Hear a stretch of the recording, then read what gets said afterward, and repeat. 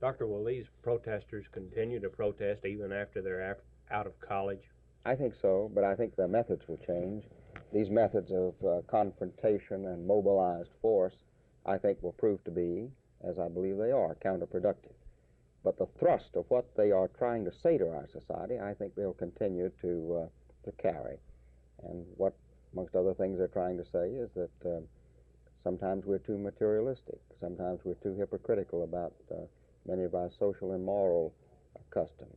And I think they're trying to say that sometimes racism is too embedded in our tradition, that we should re-examine our consciences. I think they'll continue to thrust along these lines and change many of the attitudes in this country. But I don't think they'll succeed if they continue to do it by confrontation.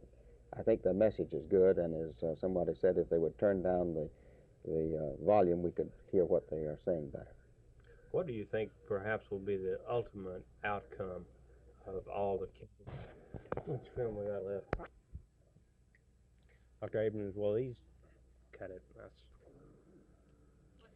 Dr. Abram, will these protesters continue to protest even after they're out of college? What will be the ultimate outcome of today's campus protesting? No.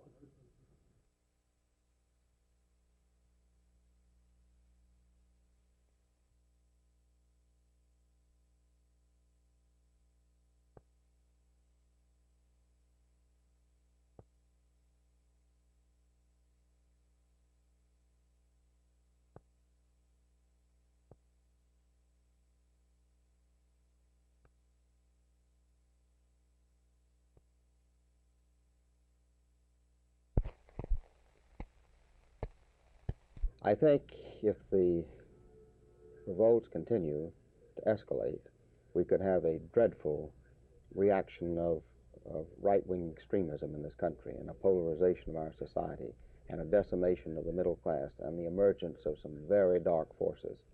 Not the forces the young would like to see emerge, but quite the reverse. That's the danger. On the other hand, if the young will be a little more patient, and if the institutions will be a little more inclined to accommodate the good elements in the protest, I think we can build a better world. But we are racing, it seems to me, against time.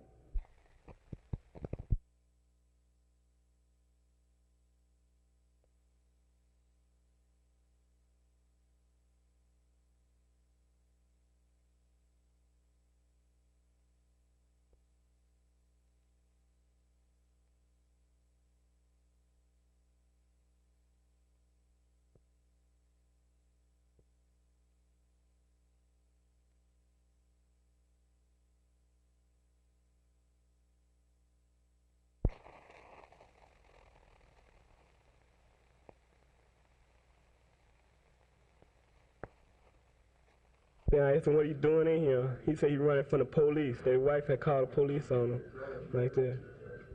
Did he threaten you? No, he didn't. No, he worked with me before. I hadn't knew him, like that. But they tried to, put a gun out on me or nothing. But he kept telling me he was gonna kill his wife, like that. Did he want the money that you had from delivery? Yeah, because I was gonna pick up some money at a big store. At one of them big plants out there. It was taking quite a bit.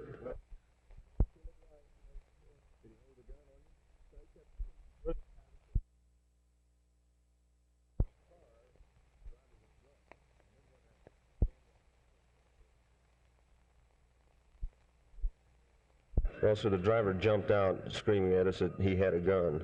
The man in the truck had a gun and fell to the ground, and I grabbed him and drug him behind the truck and started yelling at the man in the truck to throw his gun down and get out of the car or out of the truck. And at that time he stood up in the back of the truck and pointed his pistol at us through the back window. At that time we drew our pistols and yelled 2 or 3 more times for him to get out of the truck and throw his pistol down. Did he fire at you? We heard shots, sir. We haven't determined whether he fired them or whether it was backfire or what, but we heard shots.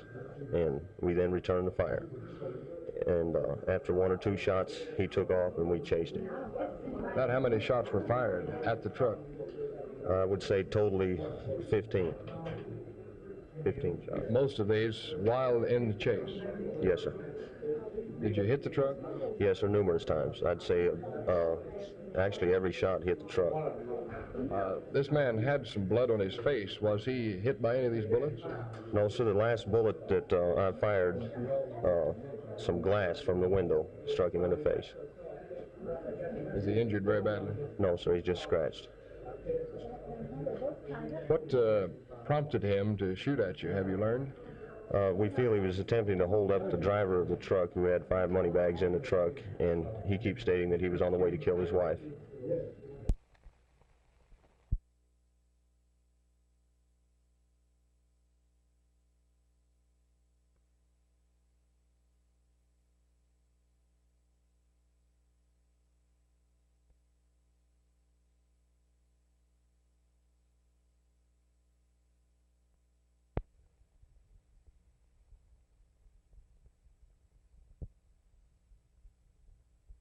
I think this notion about dehumanization is an exaggeration. The real problem doesn't arise out of machines. I think that's the real mistake. It doesn't arise out of machines because computers open up options for you. It arises from a simpler and yet more difficult problem, which is numbers. When you live in a society where there are many, many more people, and you're constantly finding yourself being crowded by people, that's when the real difficulty comes. You can take a vacation, but you go to the vacation spot, you find there are 100 people there ahead of you, whereas 50 years ago, there'd be 10 people. By now, you see, they can all afford to go. Before, only 10 people could afford to go. So is that what you would consider will be our major problem, social problem in the year 2000? I think the major social problem will be numbers and density, crowding, privacy, questions of this sort. It's not the machinery that's the problem. I think it's a mistake to think of technology as a threat because technology is neutral in the most fundamental sense of the word. The fundamental fact is a simple one, it seems to me. This is a country which is rich enough to have better education, health, cleaning up the environment, doing better housing, planning, and such. But there isn't enough resources and money to do it all at once, so you have to choose. In what order are you going to do it, and for whose benefit? A lot of people are going to start fighting to which order it's going to be done first. Will the technology of the year 2000